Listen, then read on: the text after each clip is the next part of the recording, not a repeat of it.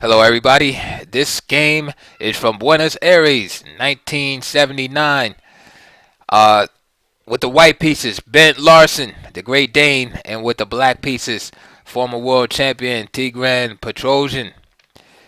Um, this position is after 37 moves, and it's Larsen's turn to move.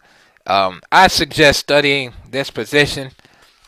Let's pause in the video right now, setting up the pieces on the chessboard and studying this position for about 20 minutes to a half an hour.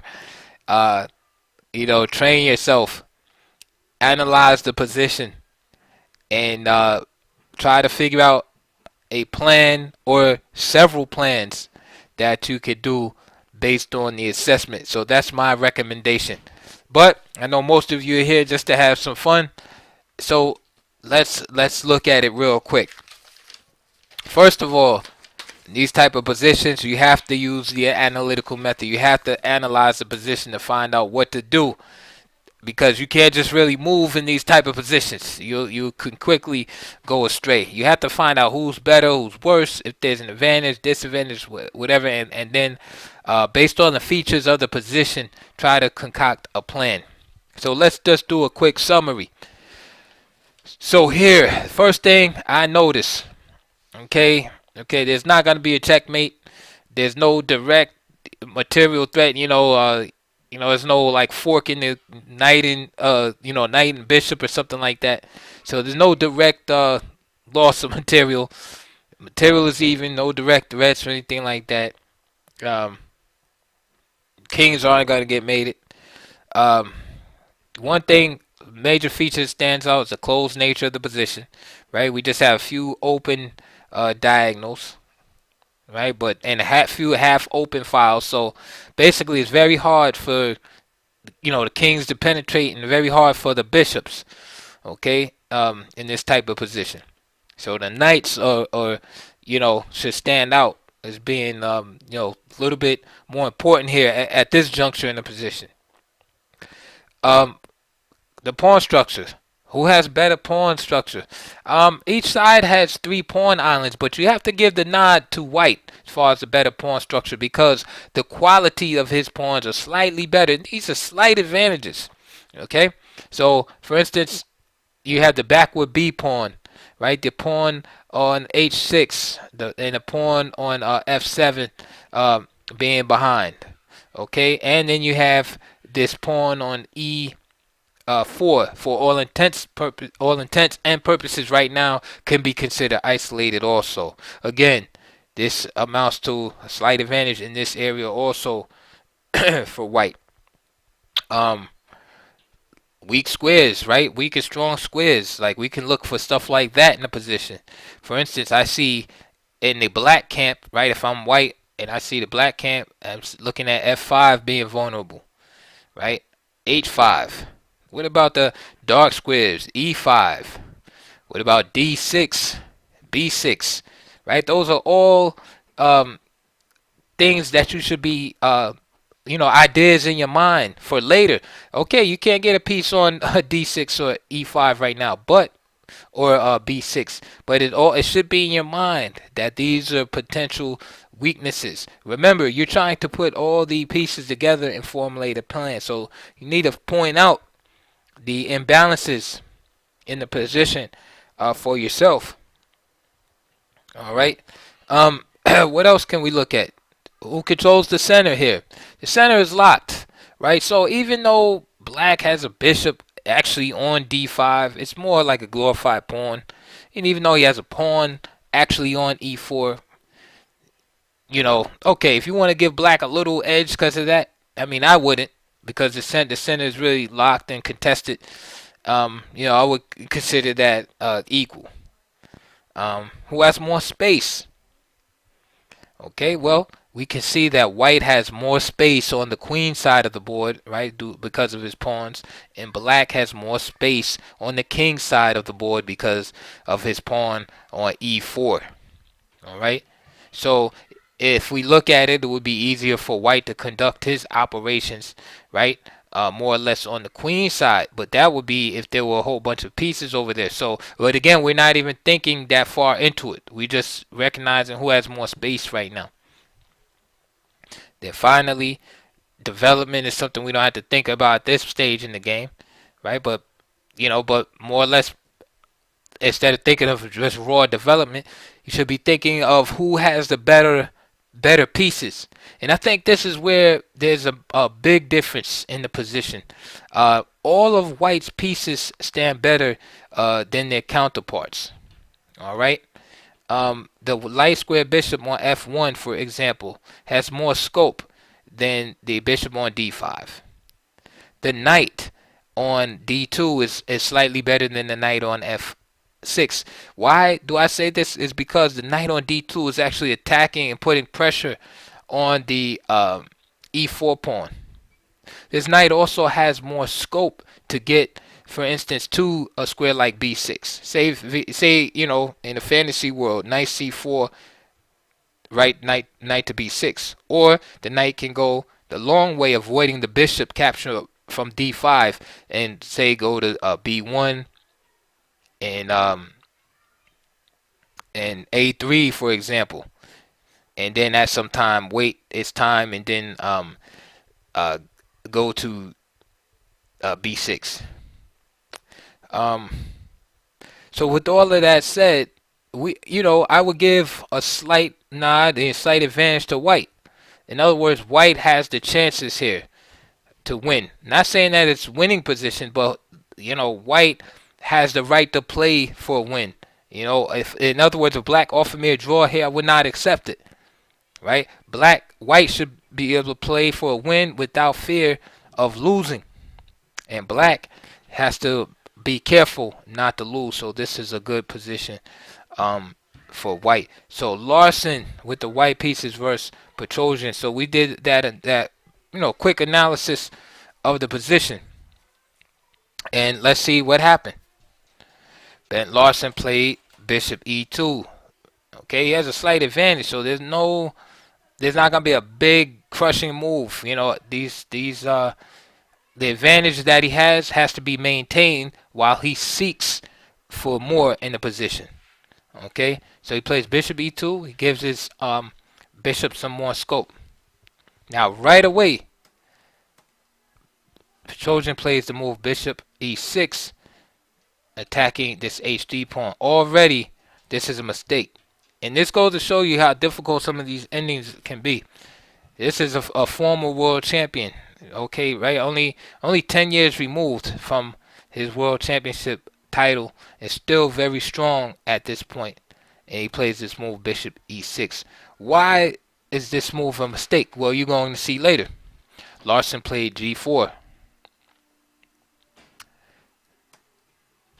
Petrosian played bishop d5, right? Just repeating. And now knight f1 is played. It's important right now for Larsen to keep his bishop where it is, because this king wants to penetrate here via a6 and get this pawn. So the bishop is doing a good job holding that. I forgot to mention too, when I was saying all the pieces were better, the white king is also better because of its close proximity to the center. But continuing on, the knight f1, bishop e6 was played, and now knight g3. Now you can see now these weak squares on f5. Remember, this is why our initial analysis was so important, because remember I was mentioning the different weak squares, the potential weak squares, and now you see the reality that White is actually trying to exploit them now.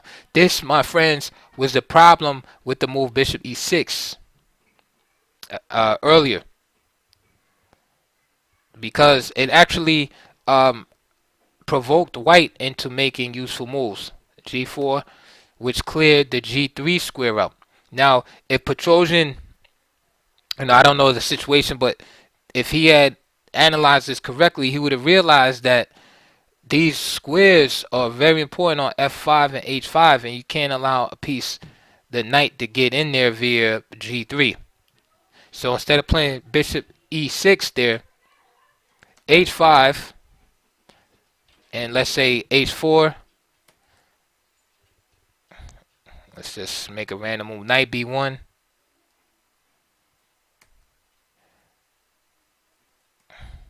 h4, and g4.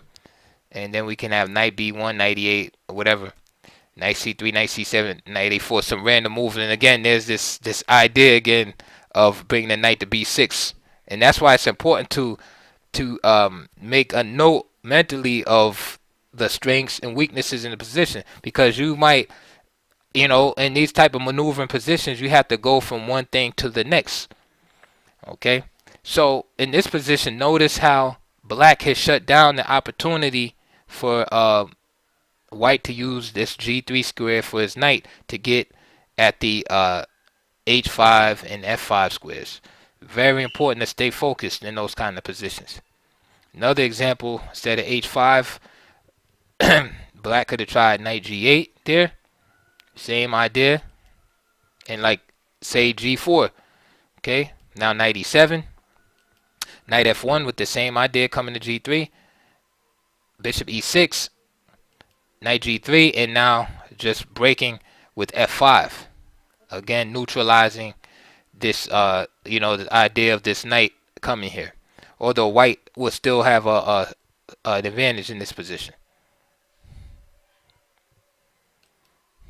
Okay, but instead, bishop e6 was played, and the problem is yes, it makes a attack, but this helps white make a good move. And now this bishop, which was helping to protect this e4 pawn, now has to watch over the f5 square.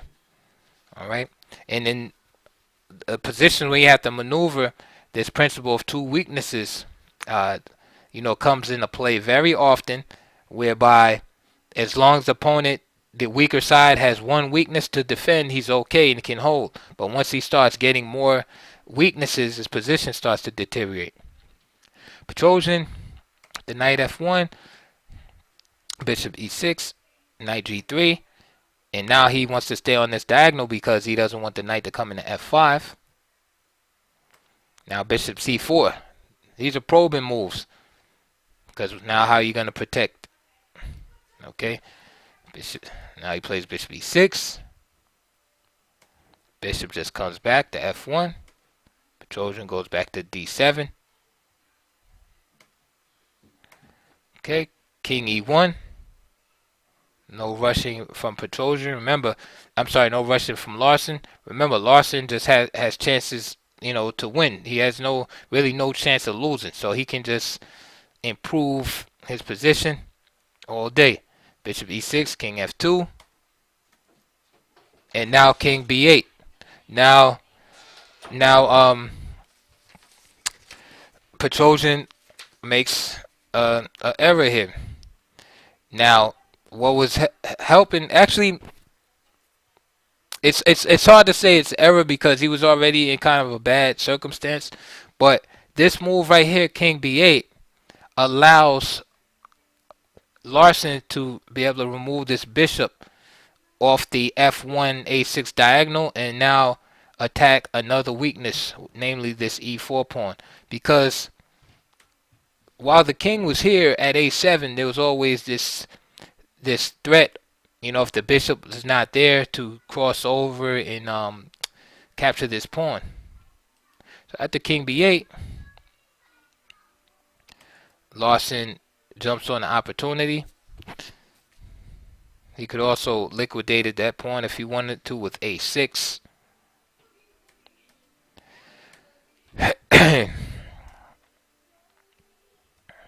And this is also good for white. Okay, and with this area open, black has to be careful of the king being able to eventually penetrate on the queen side there. He played a good move though, bishop g2, which is a natural move, just attacking the pawn. Of course, he could have just played bishop e7 and let us say king a7,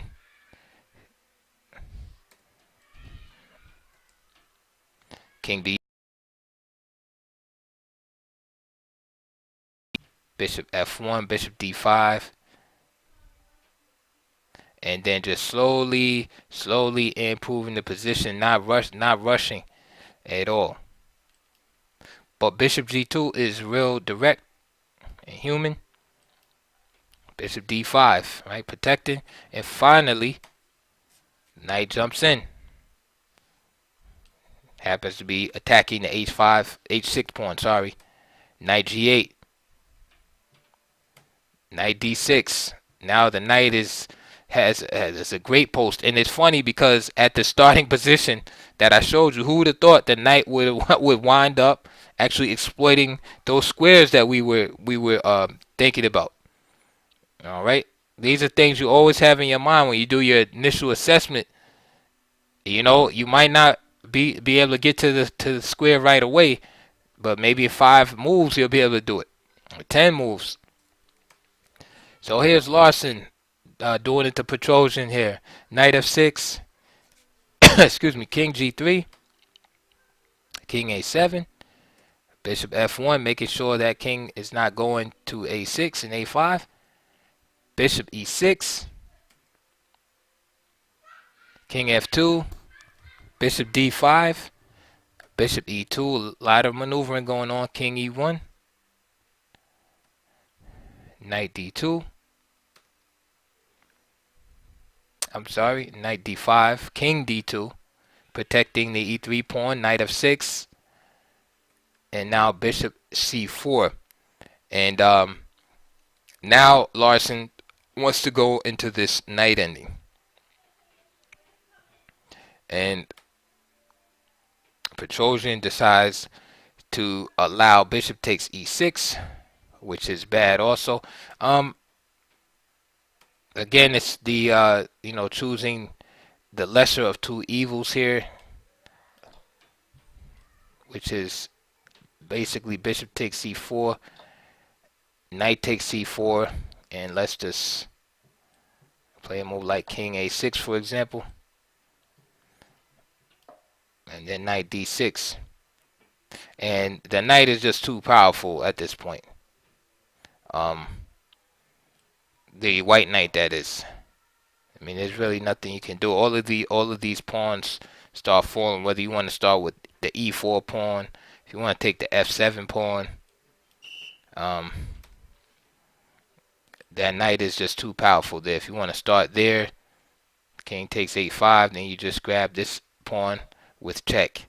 So this is why Petrosian didn't play bishop takes c4. Instead, he played king takes b8. And now the pawn is moved to the e file, but you know, they're terrible looking pawns. Simplicity right here. This knight attacking undefended pawn. Petrosian's knight is moved to passivity. And now the attack is switched over to the e6 pawn, and there's nothing that black can do about it. So a7. Knight takes e6. King a6.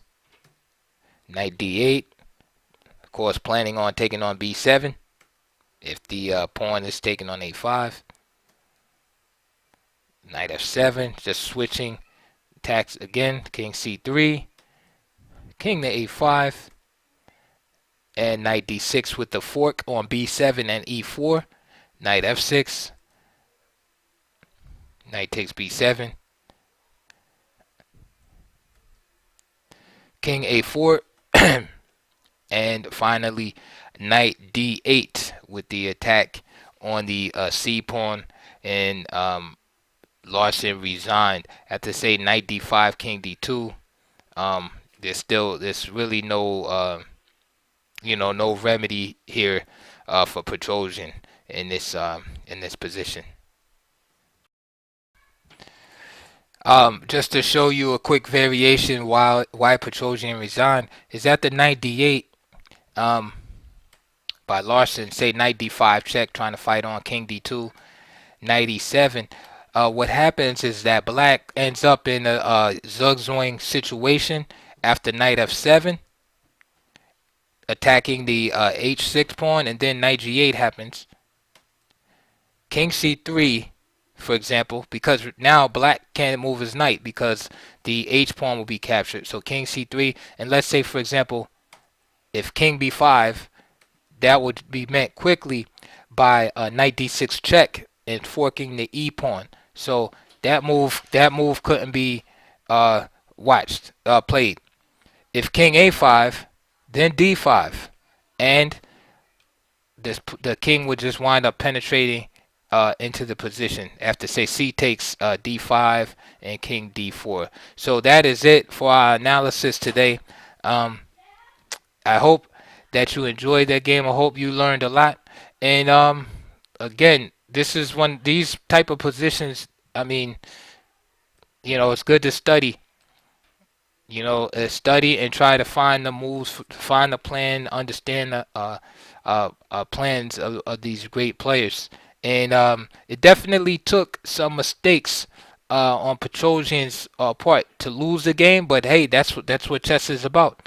You know, there's a lot of give and take, but it just goes to show you that even in simple looking positions, that it's not always that simple, and even former world champions uh, can can go wrong or underestimate the resources in the position. All right, so please like and subscribe, and I'll see you guys on the next video.